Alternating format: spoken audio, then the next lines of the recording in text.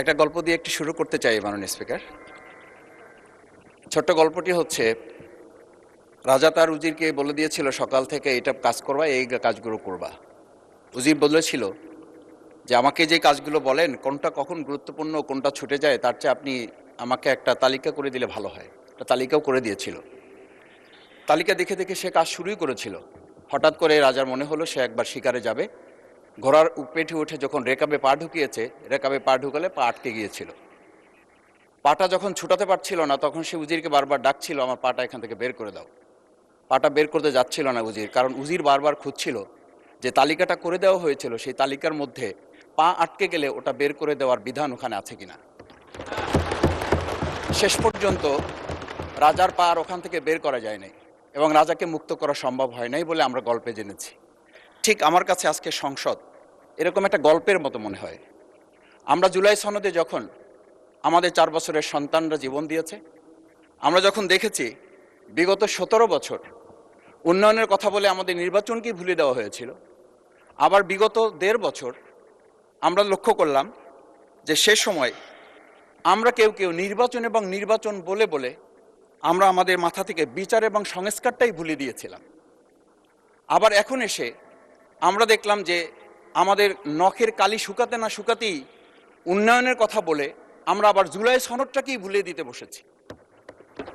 আমি খুবই বিব্রত হই যে আমাদের সন্তানেরা রাস্তায় দাঁড়িয়ে সেদিন কি প্ল্যাকার্ডে এটা লিখেছিল যে আমরা একটা ফ্যামিলি কার্ডের জন্য আজকে রাস্তায় দাঁড়িয়েছি।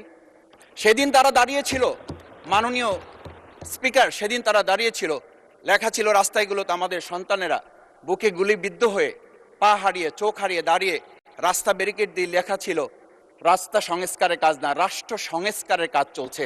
আমরা যেন সংস্কারের কথাটা মাথায় নিতে পারছি না। আমরা সংস্কারের পরিবর্তে এখন আমরা সংশোধনের দিকে যাচ্ছি। আমরা তো এই সংশোধনীর জন্য আমাদের ছেলেরা, আমাদের তরুণ যুবকরা, আমাদের জনতারা কাজ করে নাই। আমি একটা কথা পরিষ্কার বলি, অ্যামেন্ডমেন্টের জন্য তো শেখ হাসিনাও সেদিন অফার করেছিল 24 ঘন্টা দরজা খোলা আছে, তোমরা সংশোধনের জন্য আসো। সেদিন এই ছাত্র জনতা সংশোধন মেনে নেয়নি, তারা সংস্কারের জন্য কথা বলতে চেয়েছিল। আজকে আমরা সংস্কারটা মাথায় নিতে পারছি না কেন? মাননীয় স্পিকার, আমি আর একটা কথা আপনাকে একটু স্মরণ করানোর জন্য বলছি। আমরা ছোট সময় আমি বাংলায় সাহিত্যে অনার্স করা, আজকে আমাকে আপনি স্নেহের সাথে মাসুদ বলে বলেছেন। আমার সংসদের নাম শফিকুল ইসলাম। এই মাসুদ নামটা যারা একেবারে খুব আমাকে স্নেহ করেন, আদর করেন, তারাই ডাকেন। আমি বাংলার সাথে আমাদের রাষ্ট্রবিজ্ঞানের ছিল, রাষ্ট্রবিজ্ঞানে আমরা ছোট একটা বাক্য পড়েছিলাম, নেসেসিটি নোস নো লস। আমরা এই নেসেসিটিটাকে আজকে একটা সংবিধানের ধারাবাহিকের মধ্যে আমরা আটকে ফেলেছি। আমরা লাইন খুঁজতেছি, আমরা দাড়ি কমা সেমিকোলন খুঁজতেছি। আমরা আজকে পরিষ্কার একটা কথা বুঝি যে আমাদের এই সংস্কারের প্রয়োজনটা এই কারণে দরকার হয়েছে, এই প্রস্তাবটা এজন্য উত্থিত হয়েছে যে এটা 30 কার্য দিবসের মধ্যে যেখানে করার কথা ছিল সেখানে আমরা খাল খননে গুরুত্ব দিলাম, ফ্যামিলি কার্ডে গুরুত্ব দিলাম, কৃষি কার্ডে গুরুত্ব দিলাম, আমরা আরো অনেক কাজে গুরুত্ব দিলাম। অথচ যেটার জন্য আজকে নির্বাচন করে আমরা এখানে নিজেরা কথা বলার সুযোগ পেলাম, সেই সংস্কার আমরা নজর দিতে পারলাম না কেন? মাননীয় স্পিকার, আমি আর দুটো কথা বলি। আমরা আমাদের প্রিয় মাতৃভূমি বাংলাদেশ, এই বাংলাদেশের সামগ্রিক প্রয়োজনকে সামনে রেখে আমাদের একটা কথা মাঝে মধ্যেই বলতে হয় যে আমরা যখন এই রাষ্ট্র সংস্কারের কথা, আমাদের সংবিধানের ধারাগুলোর কথা বলি, আমাদের কাউকে আমরা এই কথা বলতে শুনি যে গণভোটে যে 4টা বিষয় উল্লেখ করা হয়েছে, আমাদের এই 70% লোকরা ভোট দিয়েছে, 51% সরকারি প্রতিনিধিত্ব করছেন। আমি তো একটা কথা যদি পরিষ্কার করে সরকারি বেঞ্চে যারা আছেন, ট্রেজারি বেঞ্চে যারা আছেন, তাদের বিনয়ের সাথে যদি জিজ্ঞেস করতে চাই যে আমরা 51% ফ্যামিলি কার্ডের পক্ষে ভোট দিয়েছে আর আমাদের 70% তো জুলাই সনদের ভিত্তিতে রাষ্ট্র গঠনের পক্ষে ভোট দিয়েছে, আমরা তাহলে 51%কে গুরুত্ব দিয়ে ফ্যামিলি কার্ড বিতরণ করে জনগণের সেই 17 বছরের উন্নয়নের কথা বলে কি আমরা মূল জায়গা থেকে আমাদের দেশের জনগণকে আবার আরেকটা জায়গায় নিয়ে যেতে চাচ্ছি? এমন করে যে আমরা লক্ষ্য করছি, আমরা বলি সবার আগে বাংলাদেশ, আমরা বলি সবাই মিলে বাংলাদেশ। আমি তো তা লক্ষ্য করছি না। আমাদের আশঙ্কার জায়গাটা, আমাদের উদ্বেগের জায়গাটা, উৎকণ্ঠের জায়গাটা মাননীয় স্পিকার ওইখানে যে 11টা সিটি কর্পোরেশনের প্রশাসক বদল হয়েছে।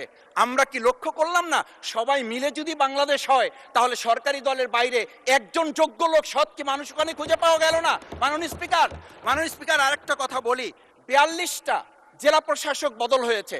মাননীয় স্পিকার, এই পাশ থেকে প্রায় কথা বলি যে এখানে বলা হয়েছে যে মানে আমরা সবাই মিলে বাংলাদেশ, সবার বাংলাদেশ যখন বলি, সবাই মিলে দেখি টেবিল চাপড়িয়ে আমরা এই মহান জাতীয় সংসদকে খুবই সরগরম করে ফেলি। এই 42টা যে জেলা প্রশাসক নিয়োগ হয়েছে, এই জেলা পরিষদে গোটা বাংলাদেশের মধ্যে আজকে এখানে যে কমিটি হয়, সেই কমিটিতে আমরা বলি ন্যায্যতার ভিত্তিতে আপনাদের থেকে 2 জন দেন, 1 জন দেন। মাননীয় স্পিকার, খুবই বিনয়ের সাথে জিজ্ঞেস করি, আমরা কি সেই নতুন বাংলাদেশের দিকে যেতে পেরেছি, যেই বাংলাদেশে এই 42 জন জেলা পরিষদের 1 জন জেলা পরিষদকে আমরা কাউকে খুঁজে বের করতে ওখানে ন্যায্যতার ভিত্তিতে দিতে পারলাম না? মাননীয় স্পিকার, আমরা তত্ত্বাবধায়ক আমাদের অন্তর্বর্তীকালীন সময়ে যখন 1-2 জায়গায় এরকম প্রশাসক নিয়োগ হয়েছে, আমরা বললাম এটা সংবিধান লঙ্ঘন এবং এটা গণতন্ত্রের সাথে সাংঘর্ষিক। আজকে গণতন্ত্রের নির্বাচনের ভিত্তিতে আমরা যখন একটা সরকার পেলাম, সেই সরকারে স্থানীয় নির্বাচনের দিকে না গিয়ে যেখানে সরকারের প্রশাসক ছিল তাদেরকে তড়িঘড়ি করে বদল করে বিশ্ববিদ্যালয় গেলে থেকে শুরু করে নিজ দলীয় লোক গ্রহণ করে আমরা কি এটা বলতে পারি যে সবাই মিলে বাংলাদেশ এবং সবার আগে বাংলাদেশ আসলে এটা আমাদের দেশে আসছে? আমরা বলতে পারি না বিধায়ী আজকে জুলাই সনদ বাস্তবায়ন এবং তার ভিত্তিতে আমাদেরকে এখানে শপথ গ্রহণ করানো হয়েছে। আমাদের এই ট্রেজারি বেঞ্চ থেকে আমাদেরকে বলা হয় এটাই নাকি অবৈধ হয়েছে। অবৈধ একটা কাজ জাতীয় সংসদে আমাদের কাছে কাগজ প্লেস করেছে কে? যারা প্লেস করেছে তাহলে তাদেরকে তো আগে আইনের আওতায় নিয়ে আসা উচিত। এই অবৈধ কাজে আমাদেরকে কারা সহযোগিতা করেছেন? এই অবৈধ প্ররোচনা আমাদেরকে কে দিয়েছেন? এটা তো আমরা জোর করে কেউকে ঘরের পকেট থেকে আমরা নিয়ে আসি নাই। মাননীয় স্পিকার, আমি তো বাউফল থেকে আমার এই মানে সংস্কারের শপথের জন্য আমি তো কাগজ বাউফল থেকে নিয়ে আসি নাই, এখান থেকে দেওয়া হয়েছে। মাননীয় স্পিকার, সবশেষ বলবো, আসুন সময় থাকতে নাহলে